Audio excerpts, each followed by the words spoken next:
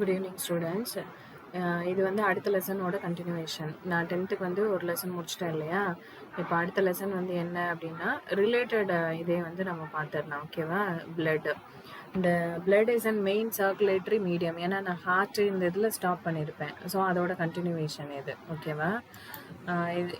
Blood is a main circulatory medium in the human body, and it is red color fluid and connective tissues. Connective tissues அப்படினாலே ஒரு ஆர்கன்ல இருந்து இன்னொரு ஆர்கனை வந்து connect பண்றது யாரு அப்படின்னா அந்த சர்க்குலேட்டரி ஃப்ளூயிடான பிளட் தான். ஓகே, நெக்ஸ்ட் வந்து இந்த காம்பனண்ட் ஆஃப் பிளட். காம்பனண்ட் அப்படின்னா இந்த பிளட்ல என்னென்னலாம் இருக்கு அப்படின்றத பத்தி பார்க்க போறோம். The blood is consist of two main component, the fluid plasma and formed elements. Fluid plasma அப்படின்னா இப்போ ஃபார் எக்ஸாம்பிள் இப்போ கொரோனா பேஷண்ட் போகிறாங்க அப்படின்னா அவங்களுக்கு ஒரு டெஸ்ட் எடுக்கணும். பிளட்டை வந்து கலெக்ட் பண்ணிவிட்டு ஒரு சின்னதாக ஒரு டெஸ்ட் டியூபுக்குள்ளே எடுத்துப்பாங்க. எடுத்ததுக்கப்புறம் அது குட்டியாக ஒரு சென்ட்ரிஃபியூஜ் மாதிரி லைக் குக்கர் மாதிரி ஒன்று இருக்கும். சரியா?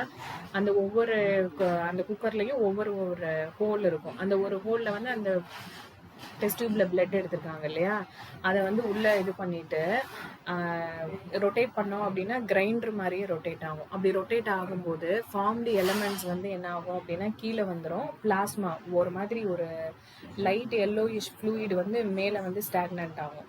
ஸோ அதுதான் வந்து என்ன அப்படின்னா பிளாஸ்மா. இப்போ அந்த பிளாஸ்மாவை வந்து எடுத்து நம்ம டெஸ்ட் பண்ணி பார்த்தோம் அப்படின்னா அந்த பேஷண்ட்டுக்கு கொரோனா இருக்கிறதா இல்லையா அப்படின்றது அந்த பிளாஸ்மாவை வச்சு நம்ம கண்டுபிடிச்சிடலாம். Okay, so not only corona, எந்த டைப் ஆஃப் டிசீஸாக இருந்தாலும் நம்மளோட பிளாஸ்மாவை தான் ஃபஸ்ட்டு செக் பண்ணுவாங்க. சரியா? நெக்ஸ்ட் வந்து ஃபார்ம்டு எலமெண்ட்ஸ் அப்படின்னா பிளட் செல்ஸ், அதாவது ரெட் பிளட் செல்ஸும் white blood செல்ஸும்.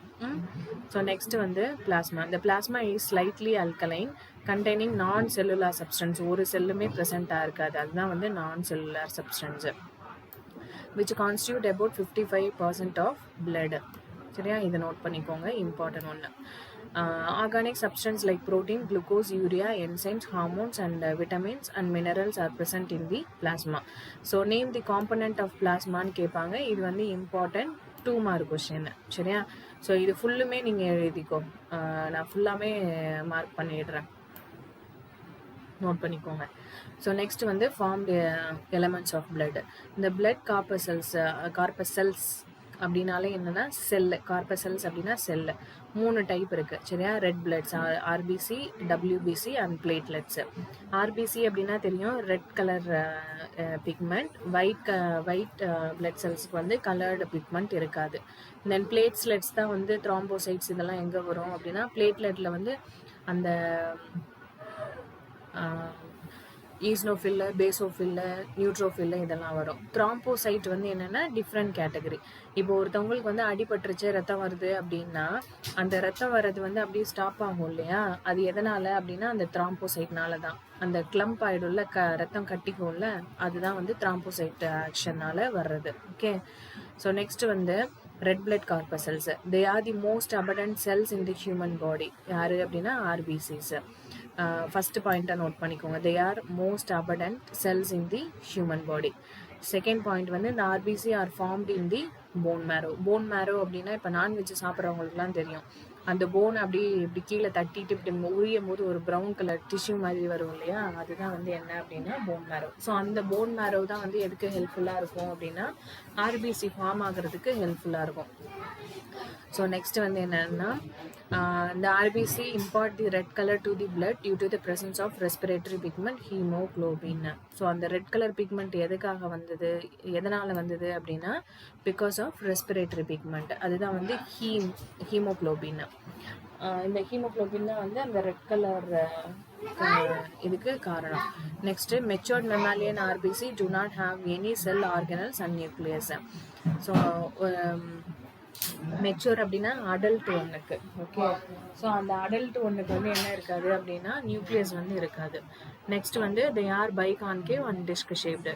Their life span is about 120 days. The RBC is involved in the transport of oxygen from the lungs to tissue. இப்போ இதில் ஏதாவது doubt இருந்தது அப்படின்னா கேளுங்க. இந்த ரெட் பிளட் செல்ஸை பற்றி எனி 5 பாயிண்ட்ஸ் வந்து நோட் பண்ணிக்கோ. அது வந்து என்ன அப்படின்னா they are most abundant cell in human body. It produced by in bone marrow. Next வந்து the red color is to the blood due to the presence of respiratory pigment is hemoglobin. Next, it isn't disc shaped. It does not contain any organelle and nucleus. Lifetime is 120 days. இந்த இதில் நீ எது வேணாலும் நீ எடுத்துக்கோ, your choice. சரியா? So next, white blood corpuscles. The WBC are colorless. They do not have a hemoglobin and nucleated cells. RBCல nucleus ப்ரெசண்ட்டாக இருக்காது, ஒயிட் பிளட் செல்ஸில் ப்ரெசண்ட்டாக இருக்கும். ஏன் அப்படின்னா இதுதான் டிசீஸ்க்கு எகெயின்ஸ்டாக ஒர்க் பண்ணுறது. சரியா? So it is found in the bone marrow, spleen, thymus, lymph node. Bone மேரோனா தெரியும், ஸ்ப்ளீனுன்னா நம்மளோட தமிழில் இந்த கல்லீரல், மண்ணீரல் ஓகேவா? மண்ணீரலோட நேம் தான் ஸ்ப்ளீனு. தைமஸ் அப்படின்னா நம்மளோட நெஞ்சு எலும்புக்குள்ளே ப்ரெசென்ட்டாக இருக்கும். பட் இது வந்து யாருக்கு இருக்கும் அப்படின்னா ஒன்லி சில்ட்ரனுக்கு தான் இருக்கும். பிறந்த குழந்தைங்களில் வந்து பெருசாக இருக்கும், அது வளர 13 வயசுங்கும் போது சின்னதாக ஆரம்பிச்சிடும். சரியா? நெக்ஸ்ட் வந்து லிம்ஃப் நோடு அப்படின்னா நம்மளோட நரம்புக்குள்ளெல்லாம் வந்து என்ன இருக்கும் அப்படின்னா அந்த WBC தான் ப்ரெசென்ட்டாக இருக்கும். Next they are capable of amoeboid movement. Amoeboid மூமெண்ட்லாம் தெரியும், அப்படியே 5 ஃபிங்கர் கை அப்படி விரிச்சுக்கோங்க, அப்படியே ஃபிங்கரை சுருக்கி அப்படி ரிலாக்ஸ் பண்ண, அப்போ என்ன ஷேப் வருதோ அதுதான் வந்து அமீபாய்டு மூமெண்ட்டு. சரியா? ஸோ நெக்ஸ்ட் வந்து இதில் பாரு, இதில் காமிச்சிருக்கிறது எல்லாமே வந்து என்ன அப்படின்னா WBC தான். நியூட்ரோஃபில்ஸு, ஈஸ்னோஃபில்ஸு, பேசோஃபில்ஸு, லிம்போசைட்டு, தென் மோனோசைட்டு. இருக்கிறதுலே வந்து லார்ஜஸ்ட் செல் வந்து என்ன அப்படின்னா மோனோசைட்டு தான். இது 5மே வந்து எதுக்கு தான் ஹெல்ப்ஃபுல்லாக இருக்கும் அப்படின்னா டிசீஸ்க்கு எகெயின்ஸ்டாக ஃபைட் பண்ணும், நம்மளை வந்து டிசீஸ் கிட்ட இருந்து ப்ரொடெக்ட் பண்ணும். ஸோ இதில் வந்து கிரானுலோசைட்டு, கிரானுலோசைட்டுன்னு இருக்கிறது. ஓகே, கிரானுலோசைட்டு அப்படின்னா இப்போ இதுக்குள்ளெல்லாம் பார்க்கும்போது குட்டி குட்டியாக புள்ளியாக தெரியுதுல்ல, இதுலலாம் பாரு நல்லா தெரியும், இதுலேயும் நல்லா தெரியும். இதெல்லாம் வந்து கிரானுலோசைட்டு. கிரானுலோசைட்டு அப்படின்னா ஆப்சன்ஸ் ஆஃப் த டாட். ஓகேவா? இதில் வந்து அந்த டாட் இருக்காது. அப்போது இது வந்து கிரானுலோசைட்டு, இது வந்து கிரானுலோசைட்டு.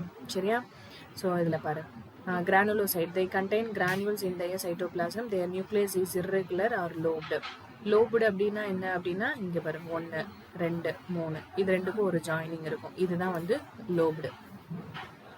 அதில் இந்த கேட்டகரியில் யாரெல்லாம் வருவாங்கன்னா neutrophil, eosinophil, then basophils.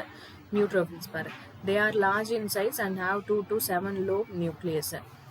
These corpuscles form 60 to 65% of total leukocyte. WBCயில் 60% 65% வந்து யார் இருப்பாங்க அப்படின்னா நியூட்ரோஃபில் இருப்பாங்க. ஸோ இவங்க வந்து என்ன பண்ணுவாங்க அப்படின்னா ஏதாவது ஒரு infection, inflammation, their numbers are increased during the infection and inflammation. இப்போ நம்மளுக்கு ஒரு வைரல் ஃபீவர் வந்துருச்சு அப்படின்னா உடனே நியூட்ரோஃபில்லோட கவுண்ட் ஜாஸ்தி ஆகிடும்.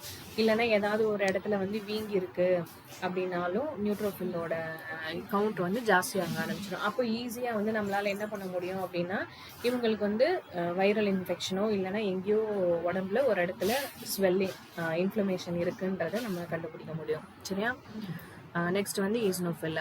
It has and bilobed nucleus. Bilobe அப்படின்னா இந்த இது ஈஸ்னோஃபில் 2 லோப் இருக்கும், 1 2. சரியா? Bilobed nucleus and constitute 2 to 3% of total leucocyte. இதில் 2லேருந்து 3% தான் இருக்கும். சரியா? Their number increase during the condition of allergy and parasitic infection. அந்த 2 to 3%க்கு மேலே ஜாஸ்தி ஆகும்போது என்ன ஆகும் அப்படின்னா நம்ம வந்து ஃப்ரீக்வெண்ட்டாக நம்மளுக்கு சளி பிடிக்கும், காய்ச்சல் வரும், இந்த மாதிரி. அதே மாதிரி அலர்ஜி அப்படின்னா என்னது, ஒவ்வொருத்தவங்களுக்கு ஒரு சில ஃபுட்டு சாப்பிட்டா சேராது, உடனே வாமிட் வரும், இல்லைன்னா ஸ்டமக் பெயின், டிசென்ட்ரி இந்த மாதிரி ஆகும்.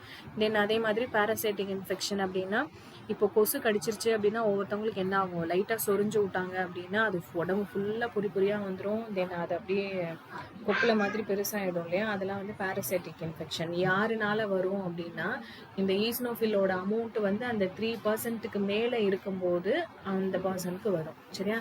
It brings about detoxifying of toxin. இந்த அலர்ஜி வந்து அதாவது அந்த வீக்கம் இதெல்லாம் வந்து எதனால் வருது அப்படின்னா இப்போ நம்ம உடம்புக்குள்ள வந்து ஒரு பாய்சன் போயிடுச்சு. ஓகேவா?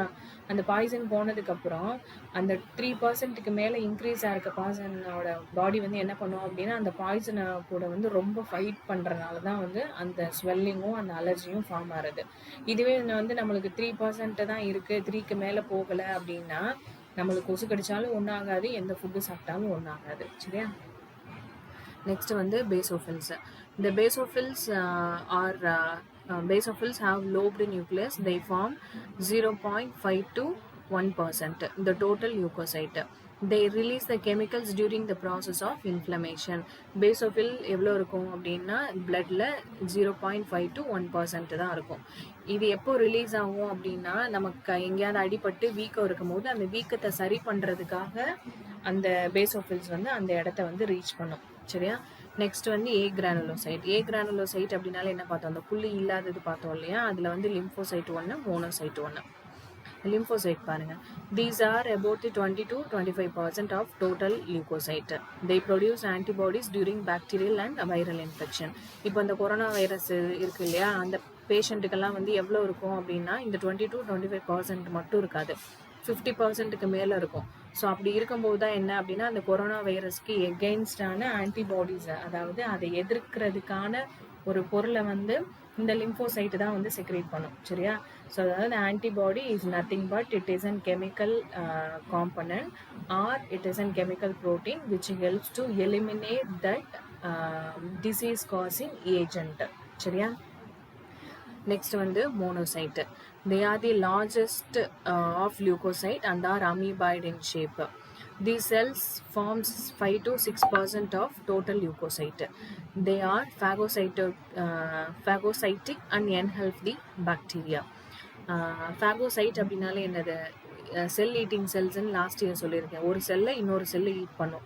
அப்போது நம்மளோட பாடிக்குள்ளே வந்து ஒரு பாக்டீரியல் செல் இல்லைன்னா ஒரு வைரல் செல் வருது அப்படின்னா அந்த வைரல் செல்லை வந்து யார் ஈட் பண்ணுவாங்க அப்படின்னா மோனோசைட் வந்து ஈட் பண்ணி டிசீஸ்லேருந்து ப்ரொடெக்ட் பண்ணும்.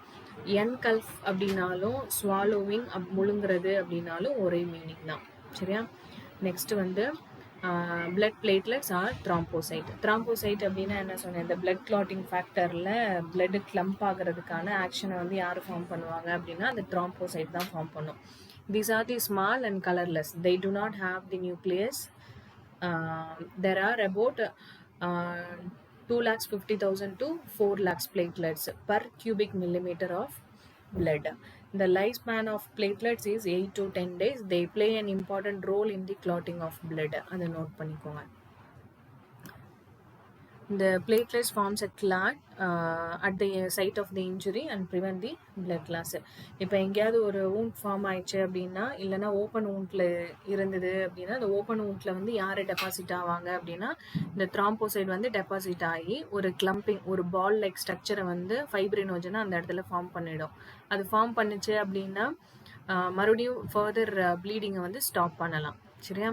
ஸோ இப்போ இது வர இம்பார்ட்டன்ட் 5 மார்க் கொஸ்டின். நெக்ஸ்ட் வந்து anaemia, decrease in number of erythrocyte. Anaemia அப்படின்னா ரொம்ப வீக்காக இருக்காங்க, பிளட் இல்லைன்னு சொல்லுவாங்க இல்லையா, அந்த இது. எரித்ரோசைட் அப்படின்னா ஆர்பிசி கம்மியாக இருக்கிறது. லியூகோசைட்டோசிஸ் அப்படின்னா லியூகோ அப்படின்னாலே ஒயிட் பிளட் செல்ஸ் அதிகமாக இருக்கும்போது லியூகோசைட்டோசிஸ்ன்னு சொல்லுவாங்க. லியூகோபீனியா அப்படின்னா ஒயிட் பிளட் செல்ஸ் கம்மியாக இருக்கிறது. த்ராம்போசைட்டோபேனியா அப்படின்னா decrease in the number of thrombocyte. Next வந்து functions of blood. Transport of respiratory gases, the transport of digested food material to the different body cells, transport of hormones, transport of nitrogenous excretory product like ammonia, urea and uric acid.